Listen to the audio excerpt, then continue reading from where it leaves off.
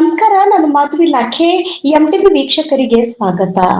ಶಹಾಪುರ ತಾಲೂಕಿನ ಕೆಪಿಟಿಸಿಎಲ್ ಗೋಗಿಯವರು ರಾತ್ರಿ ಮಳೆಗಾಳಿಯ ಅಬ್ಬರಕ್ಕೆ ಸುಮಾರು ಕಂಬಗಳು ಹಾನಿಯಾಗಿ ಕಂಬ ಮುರಿದು ಬಿದ್ದಿದ್ದವು. ಕೆಇಬಿ ಇಲಾಖೆಯವರು ತಮ್ಮ ಜೀವನ ಪಣ ಇಟ್ಟು ನಿರಂತರವಾಗಿ 2-3 ಗಂಟೆ ಕಾಲ ಸತತವಾಗಿ ತಮ್ಮ ಕೆಲಸವನ್ನು ಪೂರೈಸಿ ಗ್ರಾಮಕ್ಕೆ ಬೆಳಕು ನೀಡಿದ್ದಾರೆ.